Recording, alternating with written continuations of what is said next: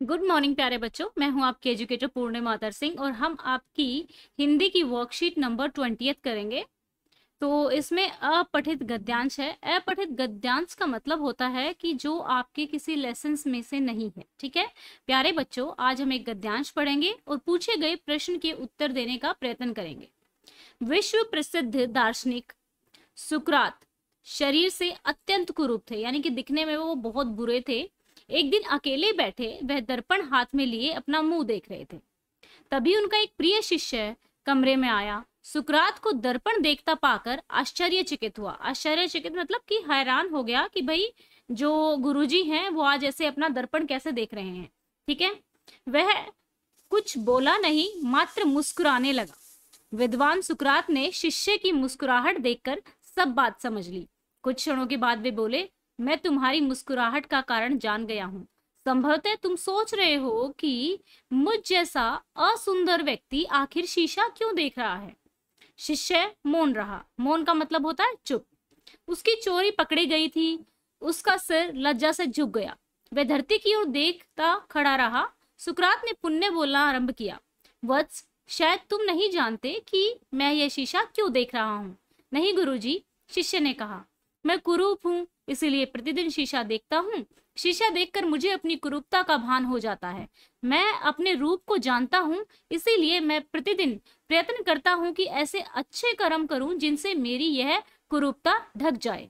शिष्य को यह बड़ा शिक्षाप्रद लगा, किंतु उसने एक स्वाभाविक शंका प्रकट की।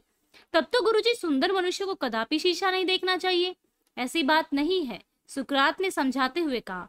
उन्हें भी शीशा अवश्य देखना चाहिए, इसलिए ताकि उन्हें स्मरण रहे कि वे जितने सुंदर हैं उतने ही सुंदर काम करें, अन्यथा बुरे काम उनकी सुंदरता को भी कुरूप बना देंगे। अच्छा था ना। तो यहाँ पे ये कहा गया है कि जो कर्म होते हैं वो हमें हमारी सुंदरता और कुरूपता से हमेशा ऊपर रखते हैं। ठीक है बच्चों, ये हमेशा आप लोग ध्यान रखेंगे। तो चलिए, निम्नलिखित प्रश्नों के उत्तर के लिए उचित विकल्प का चयन कीजिए। गद्यांश में वर्णित शिष्य के गुरु कौन थे? अरस्तु, सुकरात, गुरु नानक देव या फिर द्रोणाचार्य? तो जल्दी से आंसर दीजिए। आंसर है सुकरात। गुरुजी ने शिष्य को अपने दर्पण देखने का क्या कारण बताया? ताकि वे अच्छे कर्म कर सके, ताकि वे अपनी कुरूपता को ढकने के लिए अच्छे कर्म करते रहें, ताकि वे सुंदरता बढ़ाने के उपाय कर सके, ताकि वे सुंदर बन जाएं। तो यहाँ पे देखिए, नहीं गुरुजी, मैं कुरूप हूँ इसलिए प्रतिदिन शीशा देखता हूँ। शीशा देखकर मुझे कुरूपता का भान हो जाता है। मैं अपने रूप को जानता हूँ, इसलिए प्रयत्न करता हूँ ऐसे काम करूँ जिससे मेरी कुरूपता ढक जाए। ठीक है, तो यहाँ पे आंसर क्या आ जाएगा? ताकि वे अपनी कुरूपता को ढकने के लिए अच्छे कर्म करते रहें। तो दोनों में से कोई भी आंसर आ सकता है, लेकिन अगर हमें क्या करना है, अगर बिल्कुल पैराग्राफ से ही आंसर देना है तो हमारा आंसर क्या होगा? ग होगा। सुकरात के अनुसार बुरे कर्म सुंदर व्यक्ति को भी क्या बना देते हैं? कमनीय, निर्भय, कुरूप, सहृदय। सुकरात के अनुसार बुरे कर्म सुंदर व्यक्ति को भी कुरूप बना देते हैं। ठीक है, अब चलते हैं नेक्स्ट क्वेश्चन का जो आंसर है वो आप लोगों को यहाँ पर प्रॉपर लिख कर देना है कि अगर आप उस शिष्य की जगह होते तो आप क्या क्वेश्चन पूछते। तो देखो, शायद जहां तक मुझे लगता है कि अगर मैं वहां पर होती तो मैं भी वही क्वेश्चन पूछती जो कि उनके शिष्य ने उनसे पूछा।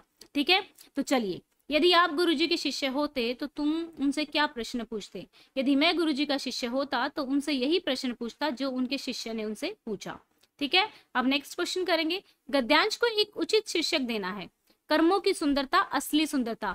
देखो बच्चा, हमेशा जो शीर्षक होता है, जो टाइटल होता है, वो अलग अलग हो सकता है। जरूरी नहीं होता है कि एक बच्चे का टाइटल दूसरे बच्चे के लिए सिमिलर हो। तो आप अपने अनुसार भी कुछ भी जो है शीर्षक दे सकते हैं। क्या आप गुरुजी के दर्पण देखने के कारण से सहमत हैं? हाँ तो क्यों, और वह नहीं तो क्यों नहीं?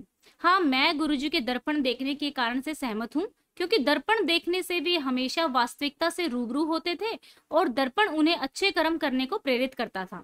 ठीक है बच्चों, अब चलते हैं नेक्स्ट क्वेश्चन पे। ये गतिविधि है, आप अपने टीचर की या फिर अपने पेरेंट्स की हेल्प ले सकते हैं। इस संसार में कोई कुरूप है, कोई सुंदर है, परंतु क्या कुछ ऐसा है जो व्यक्ति को कुरूपता और सुंदरता से ऊपर रखता है? वह क्या है? लिखिए। इस गतिविधि के लिए आप अपने शिक्षकों व परिवार के सदस्यों की सहायता ले सकते हैं। देखो बच्चा, हमारी सुंदरता और हमारी कुरूपता, ठीक है, दोनों से हमें ऊपर उठा सकते हैं कौन? हमारे किए हुए कर्म। ठीक है, कर्म ही व्यक्ति को उसकी कुरूपता और सुंदरता से ऊपर रखते हैं। कर्मों से व्यक्ति अपनी सुंदरता को और बढ़ा सकता है और अपनी कुरूपता को ढक सकता है। ठीक है बच्चों, तो ये थी हमारी आज की वर्कशीट। आई होप सो कि अच्छे से समझ में आ गया होगा। और अगर आपको वीडियो अच्छी लगी है तो वीडियो को लाइक कीजिएगा, और अगर अभी तक चैनल को सब्सक्राइब नहीं किया है तो चैनल को सब्सक्राइब कीजिएगा। Thank you, have a nice day, may God bless you.